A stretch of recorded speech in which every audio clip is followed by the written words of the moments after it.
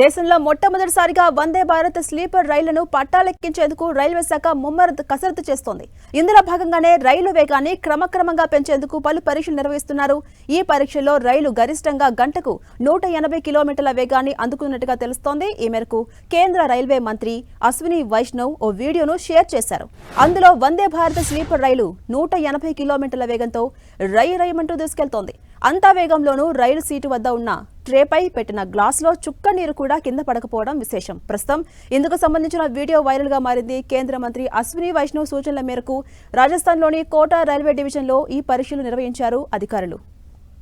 ఇక తొలుత జనవరి 1న రైలును 130 కిలోమీటర్ల వేగంతో నడిపారు. ఆ తర్వాత వేగాన్ని 140, 150, 160కి పెంచారు. తాజాగా గురువారం ఈ వేగాన్ని గంటకు 180 కిలోమీటర్లకు పెంచారు. రాజస్థాన్లోని కోటా నుంచి లబాన్ స్టేషన్ల మధ్య 180 కిలోమీటర్ల వేగంతో దూసుకెళ్లింది ఆ రైలు.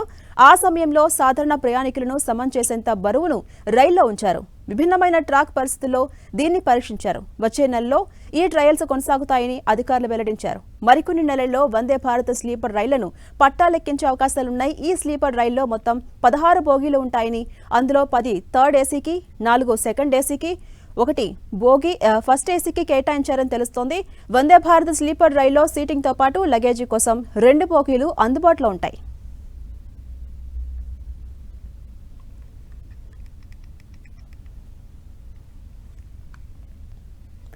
దేశంలో మొట్టమొదటిసారిగా వందే భారత్ స్లీపర్ రైళ్లు పట్టాలెక్కబోతున్నాయి.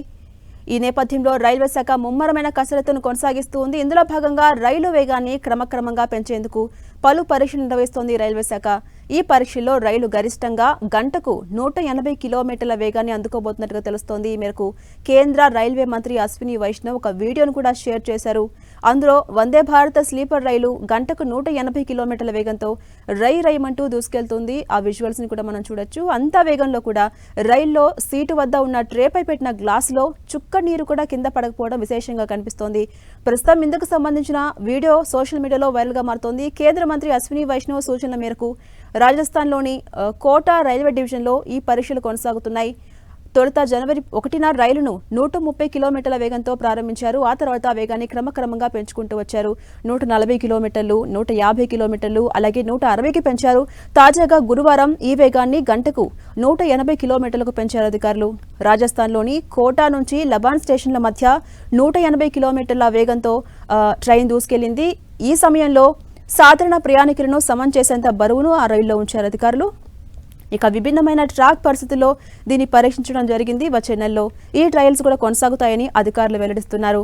మరికొన్ని నెలల్లో వందే భారత్ స్లీపర్ రైళ్లను పట్టాలెక్కించే అవకాశాలు కనిపిస్తున్నాయి. ఈ స్లీపర్ రైల్లో మొత్తం 16 బోగీలు ఉంటాయని తెలుస్తోంది. అందులో 10 వచ్చేసి థర్డ్ ఏసీకి సంబంధించినవి, 4 సెకండ్ ఏసీకి, 1 బోగీ ఫస్ట్ ఏసీకి కేటాయించినట్టుగా తెలుస్తోంది. ఈ నేపథ్యంలో అధికార వర్గాలు చెప్తున్నాయి వందే భారత్ స్లీపర్ రైల్లో సీటింగ్తో పాటు అటు లగేజీ కోసం కూడా ప్రత్యేకమైన ఏర్పాట్లు చేస్తున్నారు. లగేజీ కోసం మొత్తం 2 బోగీలు అందుబాటులో ఉంటున్నాయి.